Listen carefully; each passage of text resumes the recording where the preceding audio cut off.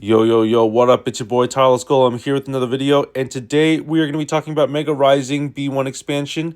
Couple of things. First of all, thank you so much for 800 subs. We're going to be doing a giveaway on my Discord, which I will post a link in the description. That's going to happen on November 5th. Second of all, they made some major changes to this game that is going to be rolled out soon. Namely, that they're going to be bringing promos back, which I didn't really talk about before. But that was something that I've been asking for a very, very long time. And finally, they're going to be doing it. It's going to be for a short period of time, I think for like a couple weeks. So stay tuned. Maybe check out the app very frequently during that time period because for me, I know I'm going to want that stuff. The only thing is that they're not going to be bringing back Volume 7, which is the Rayquaza set or series. So unfortunately, that's going to be unfortunate. But I know a lot of people would have wanted Rayquaza to be available. Maybe they're brewing Rayquaza in a future set. Maybe that's the reason why it's not being brought back. But anyway, I'm really excited for that. I have everything that I need except for the stuff from the earlier days, like with Lapras EX, Cresselia EX. Those cards I don't have, and I think that might be some other cards maybe I didn't purchase. Like I think there's a full art Mewtwo that I don't have that I'm probably not gonna get because that wasn't in any packs. It was something that you'd have to purchase. But anyway, we're gonna get started here. Flare, by the way, I forgot to mention, Flare is no longer going to require duplicates of copies in order to, you're not going to have to burn extra copies of your cards in order to flare out certain cards. I don't really know the exact details. They haven't gone into full details about that yet. They did mention that earlier in the month. But anyway, we're going to get started with Mega Altaria EX, 190 HP. This card is pretty decent, and actually Sway Blue, the baby version, or the first basic version, in this set actually puts your opponent to sleep for 1 energy. So that's pretty good. Mega Harmony does 40 plus damage with 2 psychic energy. It does 30 more damage for each of your benched Pokemon. So I'd say that's pretty good, considering that's like 130 damage, which is the same thing as, I guess that's the same thing as Arceus, except this only requires 2 energy, which is pretty good. The problem with these megas obviously is that when they get knocked out, you get instant KO. Your opponent gets 3 points, and that's an instant loss. Mega Rayquaza EX, 210 HP. It's got Mega Blaster. I actually think this card is on the weaker side of all the megas because the regular EX does also 140 HP for 140 damage for 4 energy. This one discards the top 3 cards of your opponent's deck. So overall, a pretty good card. I would say it's good. It's got a lot of HP. But I personally think that the regular Gyarados EX is a little bit better. Mega Blaziken, this is a very, very good card. I think this card is the one that's going to see a lot of play in competitive. It's got 210 HP. It's got Mega Burning, which deals 128 damage for 2 fire energy. And you discard fire energy from this Pokemon. Your opponent's active Pokemon is now burned. In fact, I actually didn't realize that it discards the fire energy from this Pokemon. That makes it a little bit worse, but overall, still a good card.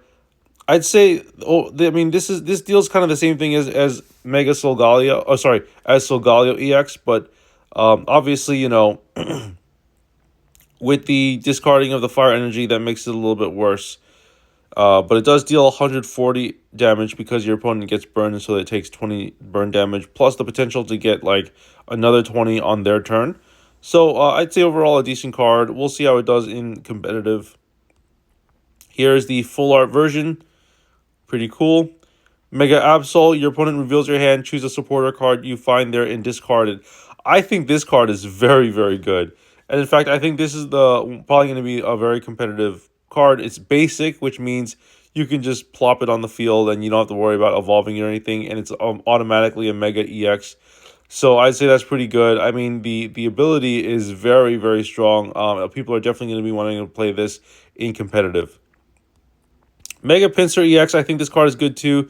The only thing is, so it's got 170 HP. It does 80 plus damage for 3 energy. Flip a coin. If heads, this attack does 70 more damage. So 50% chance it does 150 damage for 3 energy.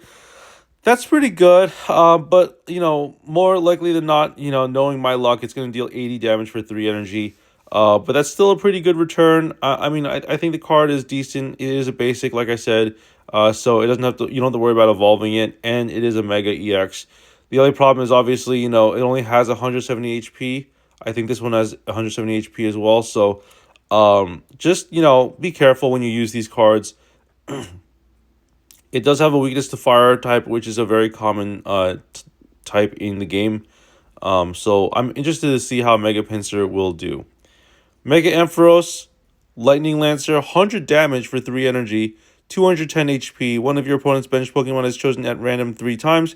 For each time a Pokemon was chosen, also do 20 damage to it. So this effectively does 160 damage with one of your opponent's bench Pokemon being chosen at random. So it deals like 60 damage to your opponent's bench Pokemon. I'd say this card is pretty good. I mean, it's pretty aggressive. I mean, the only thing is that you're gonna need to use a rare candy to evolve it. Other than that, though, I think it's pretty good. I don't really have any complaints. I think that this might see competitive play as well. Jirachi is pretty good too. It only has 50 HP, but it deals 30 damage to one of your opponent's Pokemon for 1 energy. I'd say that's a pretty good return for like a basic that you want to just get started out with. Maybe you want to use this for, extra reach. It can deal 30 damage to anything pretty much in your opponent's side. So I think that's really good. Pidgey, Magikarp is interesting. I don't know if I can read this. But I think this has something to do with like getting something out there and evolving it. So let me know in the comments what this card says if you can read it or if you know what it says. I think actually they might tell you later on down this episode, so we'll find out. Here's Combuskin, here's Swablu, which we talked about, and then you've got the Furfrou series, which has Fur Coat, deals less than 20 damage from attacks. It takes less than 20 damage from attacks, and it's got Sharfang, which does 50 damage for 2 energy. I want to talk really quickly about Flame Patch. I think it says trainer here, so I think you can only use this once a turn. It basically attaches a fire energy from your discard pile to your active fire Pokemon. I've actually thought about this. I thought they were gonna make a card that would eventually put fire energy to your fire Pokemon. This kind of does that, except you're gonna need to burn some energy first. But I think this is overall a very strong card. May is also a very strong card. Put 2 random Pokemon from your deck onto your hand. For each Pokemon you put into your hand in this way, choose a Pokemon to shuffle from your hand into your deck. I think this is going to be very, very good for like evolution Pokemon that you're going to need to evolve. Being able to find 2 random Pokemon from your deck is very strong. But also, of course, for each Pokemon you put into your hand this way, you choose a Pokemon to shuffle from your hand into your deck. So honestly, it might be a little bit worse than I thought, because I thought this said put 2 random Pokemon into your hand and then shuffle 1 away, but I believe it's shuffle 2 away. So I'm interested to see if this card will see play. Seems like it will be played. I just don't know how many people will be playing it. Citrus Berry, at the end of each turn, if the Pokemon this card is attached to has half its maximum HP or less, remaining heal 30 damage from it. If you do discard this card, so I believe this is a tool, and it's a pretty good tool. I'd say this is like probably one of the better ones out there. However, it's questionable, whether Leftovers is going to be better. I guess Leftovers is better in the long term, but Citrus Berry is good for, like, I guess something with a lot of HP that it's going to survive at least some amount of damage. Marlin does 70 damage from one of your Caracosta or Jellicent. I don't know what Caracosta or Jellicent does, so I cannot evaluate this card. Lycia, put 2 random basic Pokemon with 50 HP or less from your deck into your hand. I think that card's pretty good. I mean, being able to basically 2 for 1, just like Professor's Research, is very, very strong. And then you got some of your full arts here, baby, or like basic evolution Pokemon. Gumi is interesting. As long as this Pokemon is in the active spot, attacks used by your opponent's active Pokemon cost 1 more. I'd say that's pretty strong, honestly. Just having that ability in the active spot and this being a basic and a dragon, meaning it has no weakness, is pretty strong. This is a good card, Jellicent. I mean, if this Pokemon's in the active spot and is damaged by an attack from your opponent's Pokemon, take off water energy from your energy zone and attach it to one of your benched Pokemon. And it has Surf for 2 energy. Here's some of the other Pokemon. Hydreigon, 150 HP. Once during your turn, you may take 2 Dark Energy from your energy zone and attach it to this Pokemon. If you do 30 damage to this Pokemon. I think this card's pretty good. I mean, for basically nothing, you get 2 Dark Energy, and you know, it doesn't look like it needs to be in the active spot. It looks like you can do this anytime. And I mean, it does 30 damage to it, but so what, you know? And for 3 energy, I think this says 130 damage. Discard all energy from this Pokemon. Yeah, I mean, this card is still pretty. This card is fine. I think this card is gonna see play. It's pretty strong. I mean, it's a stage 2, so you're gonna need rare candy, but still pretty solid all around. Lilligant seems pretty good too. Each of your Pokemon get plus 20 HP. So that's pretty good. Excuse me. And then we have Aegislash here, 140 HP. Slicing Blade does 70 damage. Attacks used by your, I don't know what that says, Pokemon. And, I think this is Dark Pokemon and Steel Pokemon. Do plus 30 damage to your opponent's active Pokemon. So that's pretty good.